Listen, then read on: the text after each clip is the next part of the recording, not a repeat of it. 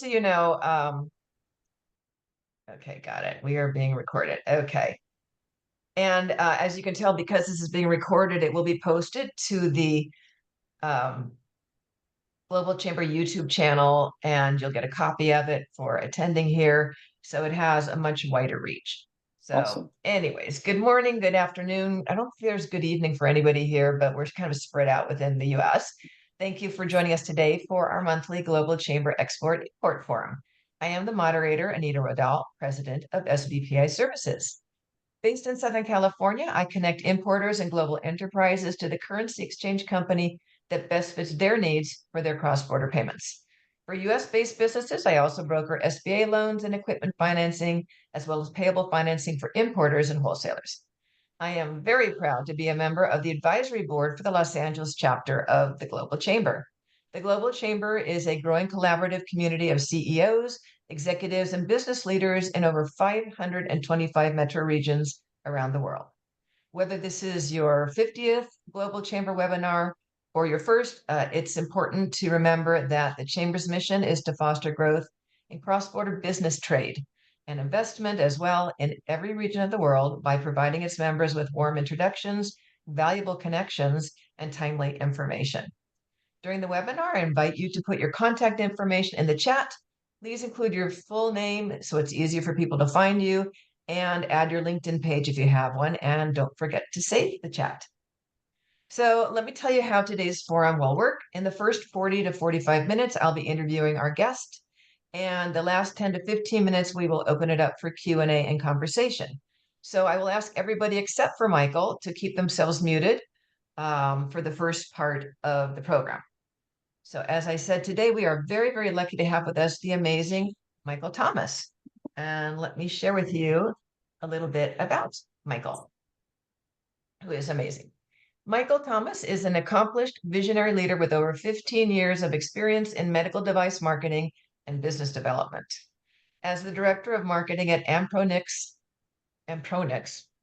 we'll talk about that later, how to pronounce it, Ampronix Medical Imaging Technology, Michael has played a pivotal role in expanding the company's global presence to over 150 countries, as well as driving market share growth and enhancing customer engagement.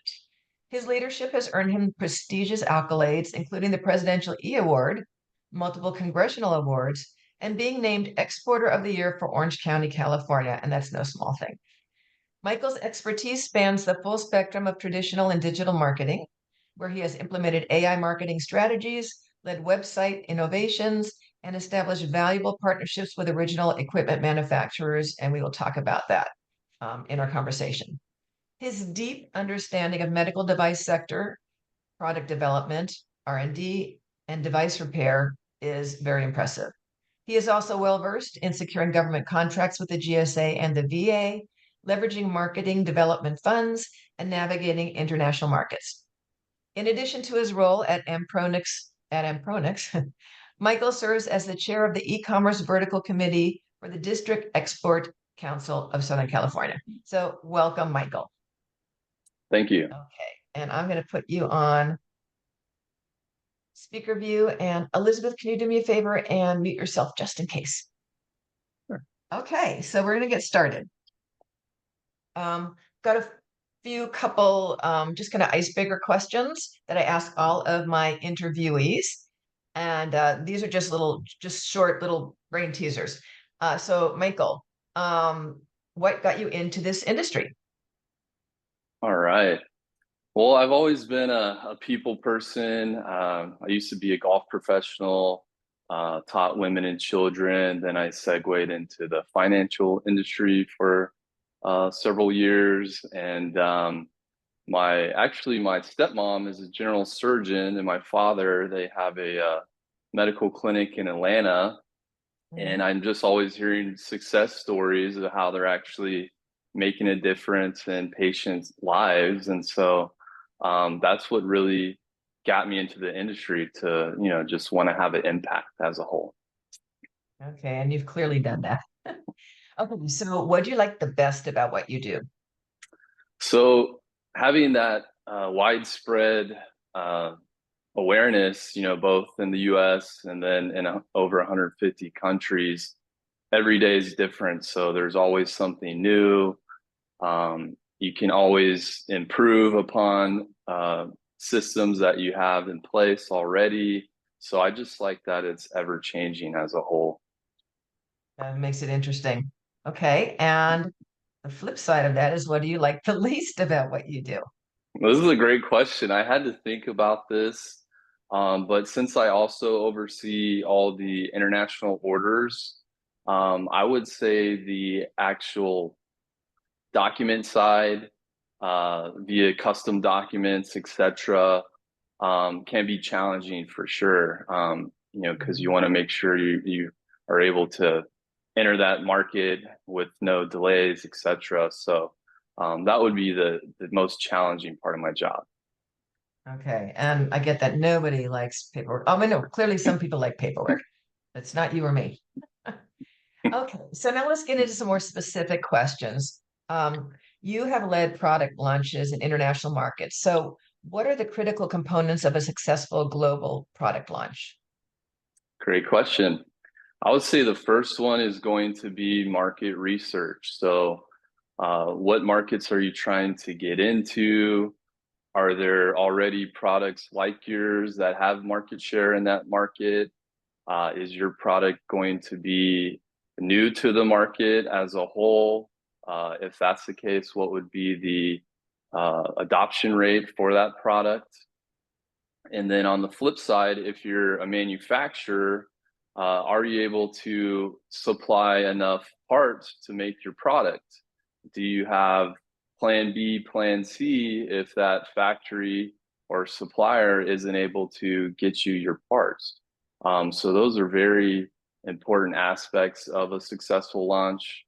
To segue with that, of course, a strategic marketing plan. You need to have a plan. It definitely helps if you have an in-country dealer that is either exclusive or willing to utilize their current channels that they have in place. That's one of the best entry points, in my opinion. So, with all this said, those are the main key points. And then, of course, execution. You gotta execute it. There are going to be bumps in the road. Just take them as they come and keep rocking. Okay, yeah, there's always bumps in the road, but I mean, they're learning. If they're not catastrophic, they're really good learning points, For sure. and then you get better. Okay, let's see. What challenges have you encountered when expanding into new countries, and how have you overcome them? So some of the challenges are always going to be lead times. So if you're a distributor and you're ordering products and you already have that customer order in place, of course you want to fulfill that order. But if you're relying on overseas partners to facilitate that, then that can come with delays as a whole. So to get around that, of course, you need to have backup inventory on hand to address those types of concerns when they happen. Also, if you typically ship your products via ocean transport, sometimes you might have to airship the products. A lot of people don't know there's actual specific height requirements on air shipment. So you don't want to get all your products to the airport and then have them charge you to repack everything so it fits within the height requirements. We've ran into, of course, both of these scenarios, and it's always a learning curve if it's something new. But as long as you can prepare yourself and your company for these unknowns, you'll be successful. So with the height requirements, so could it be something as simple as you have something sitting up vertically on the pallet? It should have been laid on its side, that kind of thing. Is that something you can actually like fix right there before it goes on the plane? Yeah, so exactly. So if it's a pallet and like for our equipment, we might have roll cart stands that we mount monitors on, etc. So there are height requirements in regards to those pallets if you're going to airship them. So you just have to understand those, so they don't charge you hundreds, if not thousands of dollars to repack your products. Would they repack it for you and then just charge you? Yes. Yeah. I mean, typically that's the way it works, but I mean, you could request to have them ship it back if you have that kind of relationship. But typically, if you're air shipping, there's an urgency to that. So you'll just probably have to pay to have them repack it. Okay, and lesson learned. Again, it's valuable. Okay, let's see. All right, so you have worked extensively with OEM partnerships, original equipment manufacturers. Can you briefly describe what an OEM is, and then tell us how these collaborations have helped to drive Ampronix's global expansion? And first of all, am I pronouncing it correctly? How do you pronounce it? Yeah, sure. It's Ampronix. Ampronix. There you go. Yeah. Okay, it's a short O. Alrighty, got it. Thank you. I will try and correct that. Yeah. So I actually love this question. So OEM in simplicity is a manufacturer. So ideally, this would be a manufacturer that you would want to have a strategic relationship with. How do you form these relationships? You could meet that manufacturer at one of their trade shows, for example. One of the best case scenarios is to actually visit them, their headquarters in that country. That will really make you stand out. They'll understand that you're serious. And that will be a lot easier if you are wanting to become a distributor of their products. So what do these relationships with the OEMs lead to? Well, they can lead to exclusivity for specific countries as a whole. You can get preferred pricing that your other competitors don't have just due to your relationships, your units sold. And then you also have the ability, which most distributors aren't aware of, is that these manufacturers will actually do co-ops with you. So what is a co-op? So I just had a co-op actually 2 weeks ago. I reached out to one of my favorite contacts at Sony Medical, told them there's an upcoming medical trade show that we would like to partner with them on.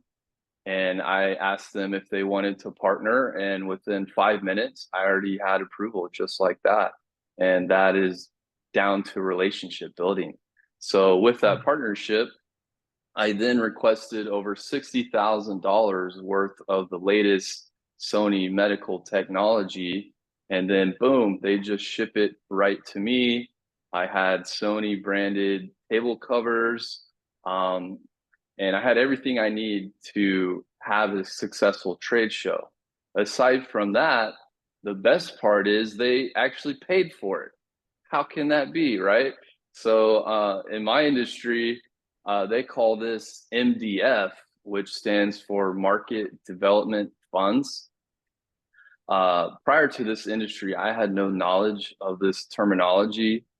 It is one of the best phrases I love to use with these OEM partnerships because they're looking for strategic distributors to actively promote their products, and they might have new products coming out that they don't know how they're going to move 400, 500, 1,000 units. So here you are, and you're basically the savior coming to them.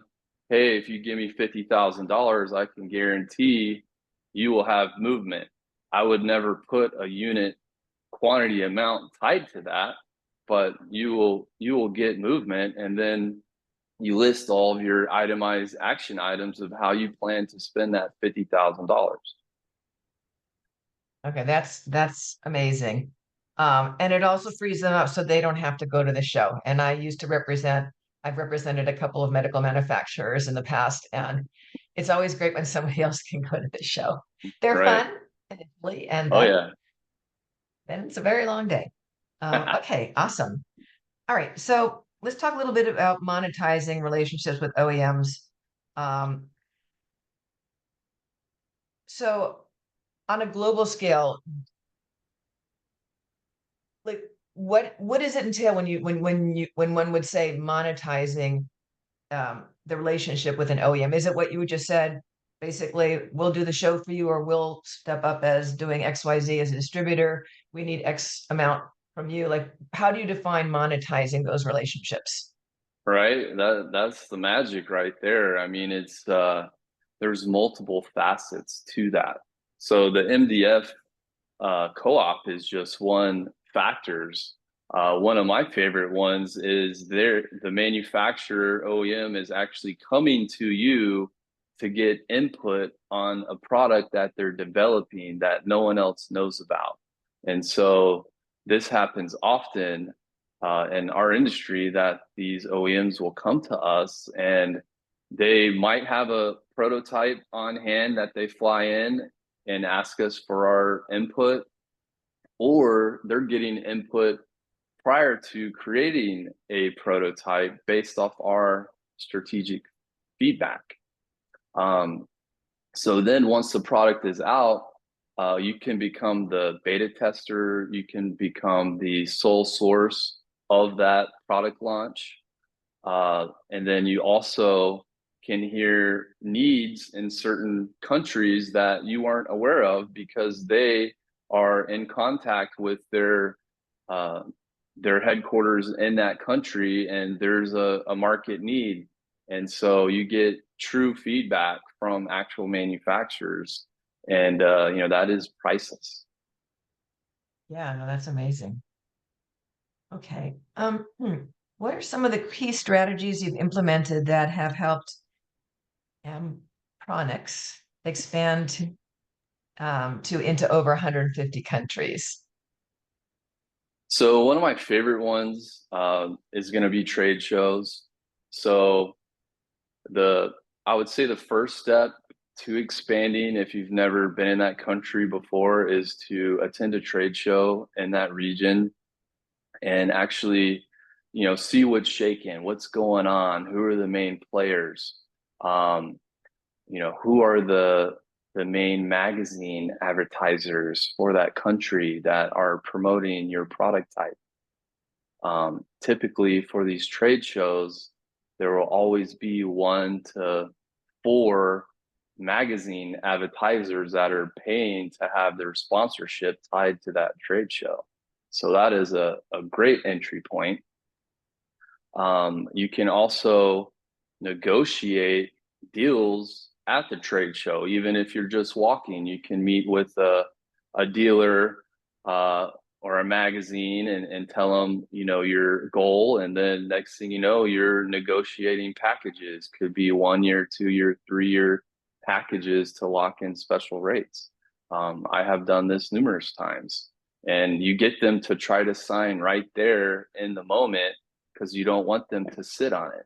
You're like, I understand, I do have, other partners that would like to, take my business. So if we can make a deal, then let's do it. If not, I understand, I'm just going to move on, and put a little pressure to it. Right. And then, like I said, the dealers, that's key. So maybe a dealer at one time reached out to your company. Maybe they didn't actually buy a product of your type yet. Reach back out to those dealers, see what they have in the works. How can we work together? What do you need from me to be successful? Use leverage. I see your competitors are selling this. Did you know we have that at a better price than your competitors? So then you can mark it up and still have the strategic advantage in your region. That is key, and that comes down to also relationship building. So build those relationships, expand on them, and keep it going. Very cool. I haven't been to a trade show since probably 2017 or 2018, definitely before the pandemic. Are they still putting out like physical magazines, or have a lot of things switched to digital? Like when you go in there, you get the link. They were starting to do that a lot back in the Right. day. Yeah, great question. What I'm seeing right now is more of a hybrid approach. So they'll still have actual print edition to maybe 30,000 subscribers, etc. But then they might have a 50,000 digital database that they're also highlighting that magazine to as well. So hybrid approach is great, because you can actually put active links in the magazine advertisement that you're on, and that can go to your specific special page that you want to entice the customer. It can go to any page you want, about us, whatever you're trying to highlight. The digital aspect is great. Okay, fantastic.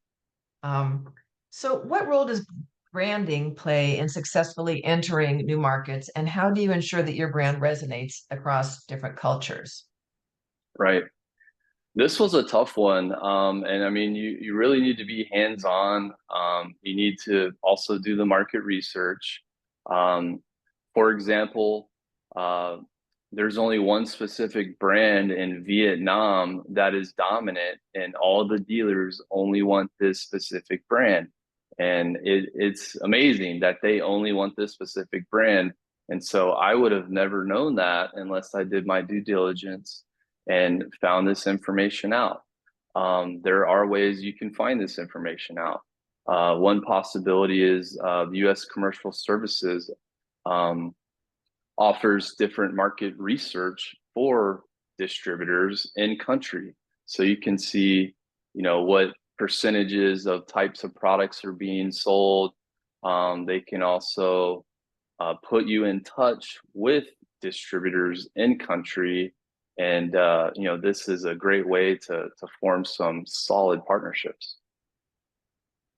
Okay, no, that's fantastic. They're a very, very valuable resource. So that's one more thing I didn't realize that they did. So thank you for that. Now let's talk a little bit about e-commerce, because this is very interesting stuff. So e-commerce is obviously very rapidly evolving. What are some key trends that you have noticed as they relate to the medical device industry, and how have you adapted your strategies to stay ahead of the game? Right. I mean, we're seeing, of course, more orders come through e-commerce than just calling. So you want to make sure your website is functioning properly. Does it display good across all the different uh, tablets, monitor sizes, etc. And then I'm also going to say inventory, right? When a person contacts you, there is a need. If you don't have inventory, they're going to call someone else. And if that person has it, even if it's a little higher priced, they're going to get it from them. And so inventory is key for sure. And then I would say just continually to improve your website is also important. You don't want to go to a website and it has like a date from 1999 on there. Last time it was updated at the bottom, and you're just like, whoa, a lot of these parts of the website aren't even loading, right? They're using outdated uh, plugins that are no longer supported by the browser. So yeah, I would say, make sure it's, if you're in specific markets, you could have it translated into those markets, just make it easy for the customer to have a seamless experience. So with regard to translating, do you recommend people just enable, I don't know if you can even do, if that's even a thing, like Google Translate on there, you can pick your language, or which, because I'm bilingual, I can tell you has a lot of flaws. Right, right. Or do you find it, is there a way to just choose the languages you want on there, and then you have your stuff, you control the translation, and then they just click on that when they're on your website to choose their language? Right. I mean, of course, the cheapest way is to have the Google Translate. The more professional way is to actually hire business translators. So I have done that. There's services out there that can do this for you. One of them is called Grammarly. Um, I believe it's Grammarly, or it's another one. But you can There are actually. members of the Global Chamber that do that as well. So let's Okay, play yeah, global. there you Yeah, go. Yeah, so yeah, professional is always the best way to do it. absolutely. Okay, yeah, I agree with that. I was helping someone with their website, and like these translations are not, you don't want them saying what they're saying. Yeah. So, yeah. Okay. Wait, I was going to ask you one more thing about that. So in terms of marketing, like you have the trade shows, like in terms of boots on the ground marketing, because you are dealing with so many different countries, do you find that your marketing has mostly, other than trade shows, is it mostly evolved to e-commerce contacts, things of that sort? Um, Somehow or other reaching people online as opposed to um, good old fashioned just calling, telemarketing. I don't know. What Right. type of marketing do you find that you tend to do mostly? I mean, it's always a mix, right? So if you currently have a database of customers, that's the best way to build business is to build those relationships up. We have a database of over 100,000 customers because we've been in business since 1982. So, we're always contacting them. We know what they last ordered. We know the time frame when they last ordered to recommend upgraded products. Um, if you have the budget for it, Google AdWords can be very beneficial. You just have to really dial down your keywords or keyword phrases that would correlate to a successful sell of your product that you're trying to push. Um, when I started at Ampronix, which has been almost 9 years, the company had less than 12 YouTube videos. In less than 3.5 years, I was able to build that to over 3,000 YouTube videos. So Wow. that can be also a channel. Someone Googles the product type, you have the Google advertisement, you have your actual YouTube video that will show up for free, and they will feel more confident going with your website just based off the branding that you have in place. Um, Okay, interesting. yeah, cold calling, of course, will work if you're prospecting properly. Making sure you're going after your target market. I wouldn't recommend ever buying email lists. I mean, it's not a good way to get business at all. Um, I've even done some really groovy direct mail campaigns where I had old school 3D glasses connected to the handout, and they had to put the glasses on, go to a specific website, and then boom, they're seeing all of my marketing material in 3D. So that was really unique. Yeah. Brilliant. I love that. Oh my God. Yeah. So I mean, there's just so many ways to advertise. Of course, there's equipment websites that you can list your products on. That is a great source of getting just new requests whenever someone were to search for that product. It's pretty much a minimal investment, and the return is, can be tenfold on that. Digital advertisement. So aside from Google Ads, these magazine companies will have banner placements on their website. Sometimes they might have focus categories that would also work well with your products, and you could be the main sole banner advertisement for that category. So there's just so many different channels. Okay, it's going to take me a while to get over how much I love that 3D glasses thing. And people love opening things that have volume to them. It's like, that always makes them open. That's fantastic. Okay. You are the chair of the e-commerce vertical committee for the District Export Council, or DEC for short. Can you describe what DEC is and how your relationship with DEC has shaped your approach to global expansion? Sure. So the deck was put together in the 70s, so it's been going on for a long time. Right now, there's a little over 60 decks all through the US.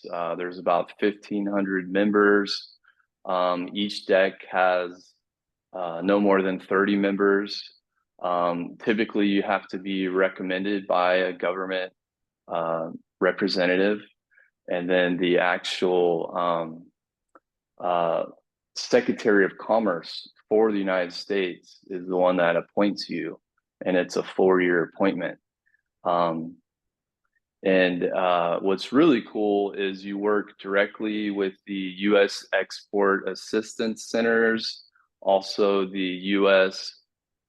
Commercial and foreign offices, and you're basically a strategic partner with the government. And it's made of, can be made of all strategic types of industries, logistics, international lawyers, medical, food, and then at least 50% of them are active exporters.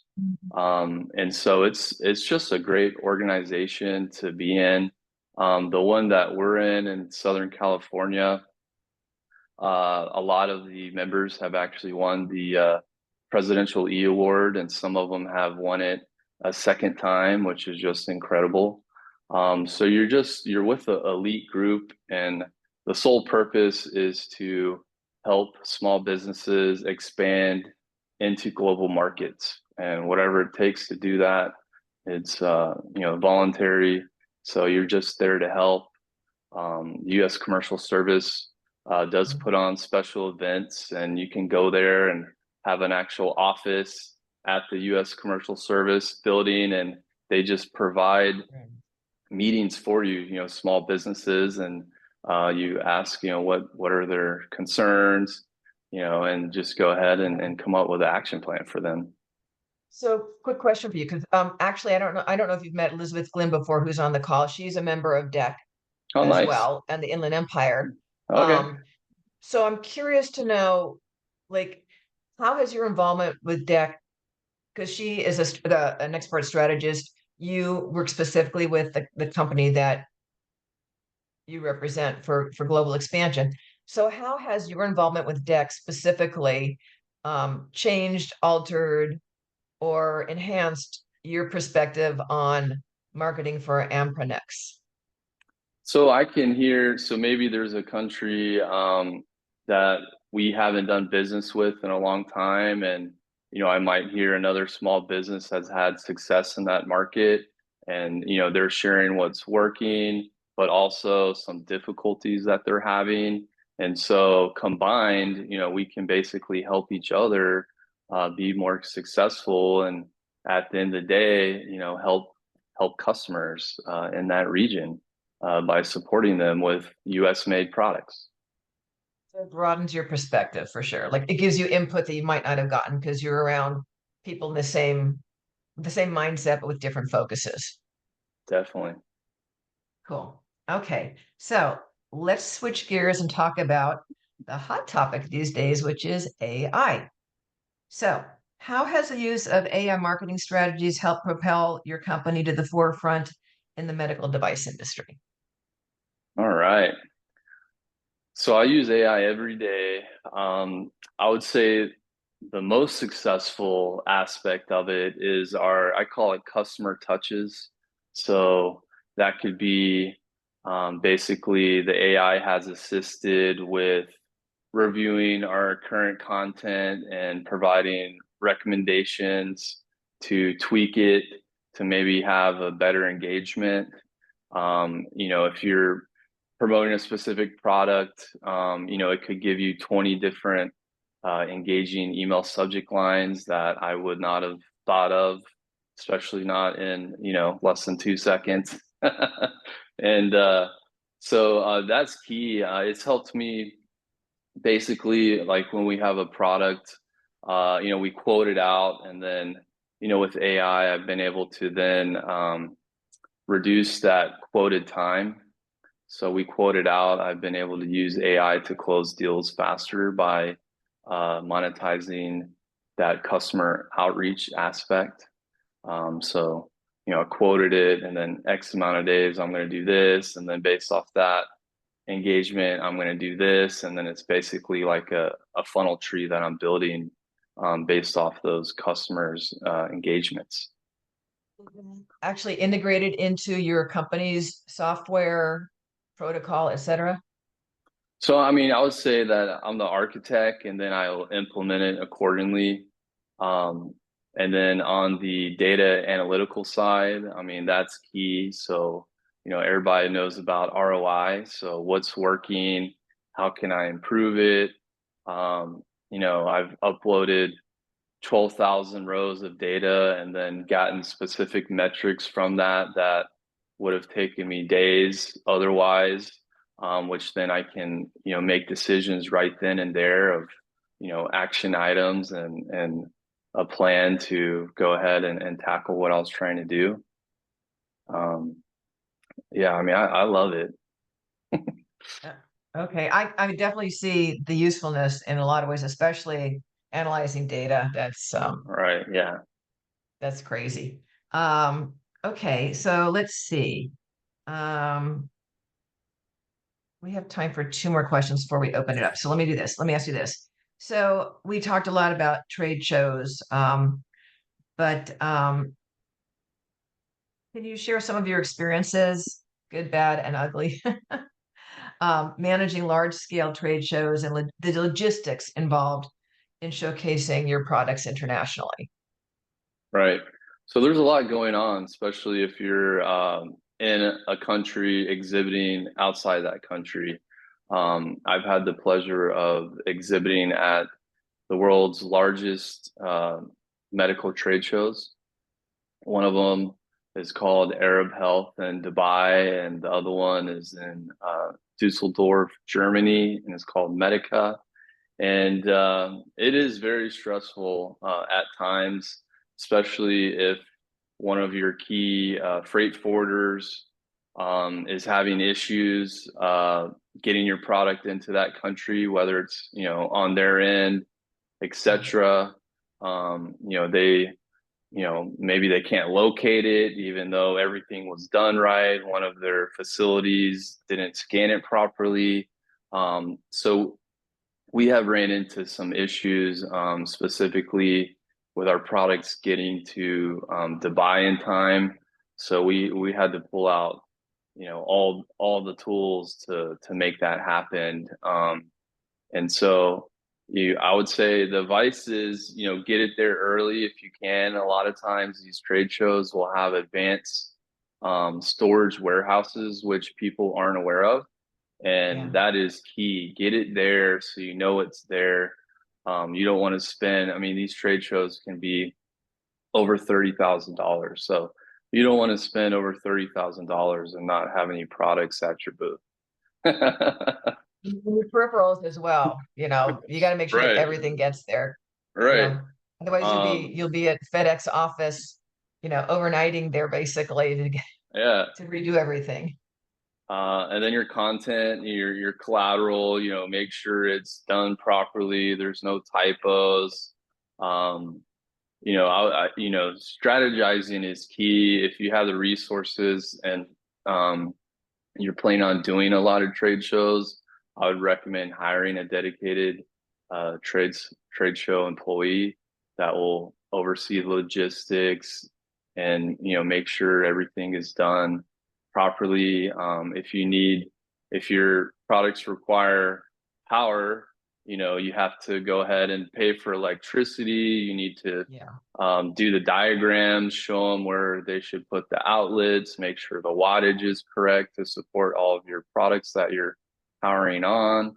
Um, these are all key points that need to be addressed when having a successful international trade show and making sure that nothing arises unexpected from that. Yeah. Also, go ahead and let all your customers know to come and visit you. Try to set up meetings beforehand so then you're gonna have a successful trade show when you're there. If you have the resources, you can do strategic advertising at the trade shows.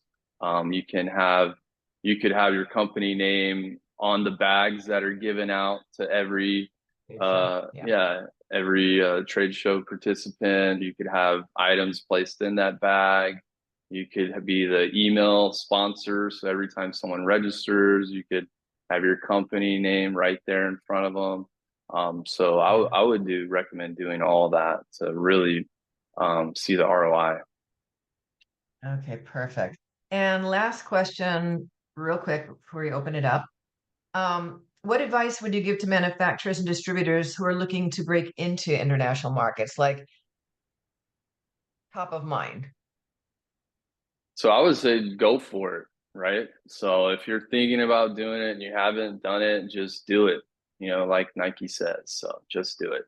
Let's do it. Okay, awesome. Okay, so Yeah. let's go ahead and open this up to questions now. Um, if you have a question, either hit Alt Y, which raises your hand, or wave madly at me, and I will recognize you. So, Elizabeth, I knew. How did I do that? No, unmute yourself, my dear. Sorry, good to meet you.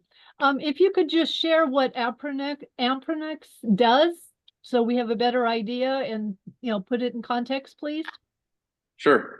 So Ampronix is a medical imaging manufacturer as well as a distributor of top medical brands such as Sony, LG, JVC products.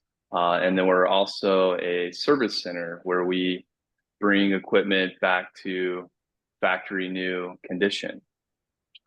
And we've been doing that, since 1982. Our end goal is to brand ourselves as a solution provider. So, if there's an issue, you can come to us, and we also have a R&D department, and we can customize products that aren't in existence. We have 3D printers as well. So, a lot of times products become end of life. So that means the OEM or manufacturer will no longer create that product. And so the customers, let's say they spent $250,000 on this medical equipment and the display just failed. And the manufacturer's like, oh, I'm sorry, I haven't made that display in 8 or 9 years. They're going to try to sell you a new system. And, facilities, especially internationally, and just do not have the funds to, spend $250,000 if only the monitor is wrong with it. So we make some very exclusive products to address that.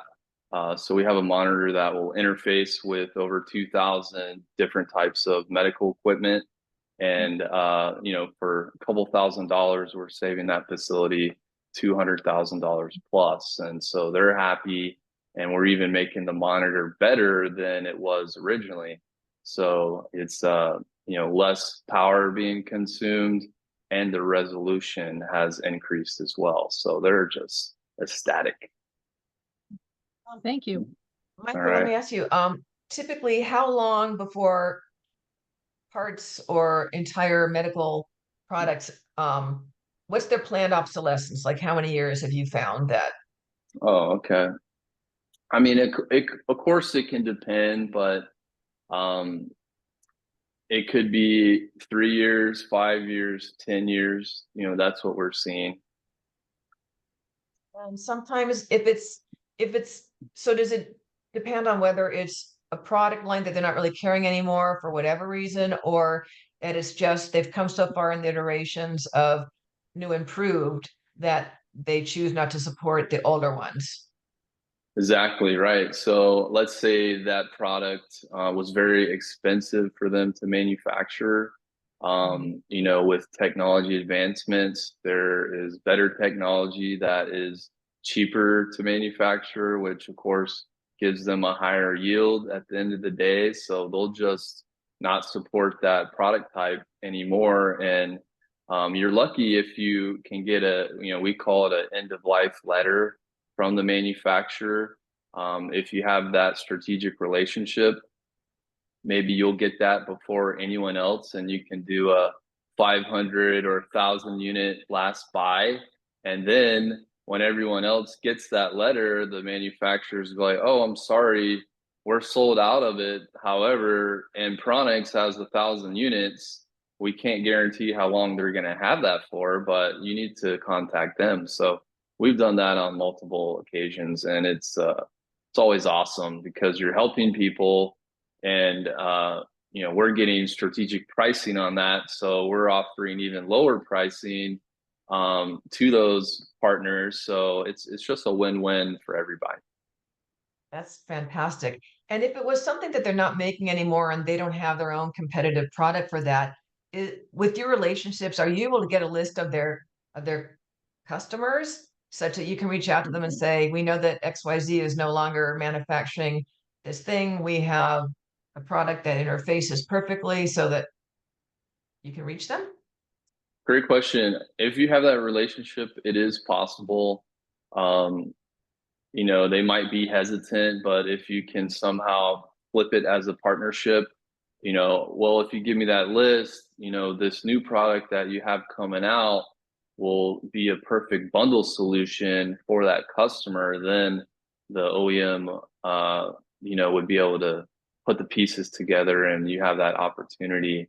You can also have such a great relationship that the OEM sends you all of their leads that they get through their channels. So that is a great one to have. So they're relying on you to sell their products, and they're spending money on advertising, having strategic sales employees, and then you're getting the opportunity to close it first. So that is, best case scenario.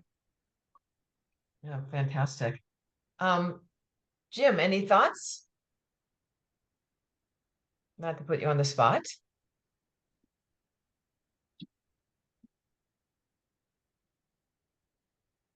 Unmute yourself though. Jim. The last time it was Jen, the last time I made a mistake. First of all, thank you, Mr. Thomas. That was educational at least for me. Out of in and out, what you bring in and what you ship out, what's a percentage of for manufacture to the U.S. and then U.S. manufacturing to a foreign country? So what we're shipping out, how much of the product is U.S. made? Is that what you're saying? Yeah, as a percentage, how much you bring in and how much you push out right. inbound? I mean, of course, we always try to increase our U.S. made products going internationally, but that is not always possible. So other product types is a higher percentage of what we sell, just because they might have that product validated in their region, and they don't want to accept any other type of product. But if it's with a large OEM, we would probably be pushing more of those types of products to those countries. If you're going to list the three, with your background, the three biggest pain points, what would they be? You mentioned documentation. Yeah. Right. So the first one's pricing, right? Pricing. The manufacturer wants this super high price.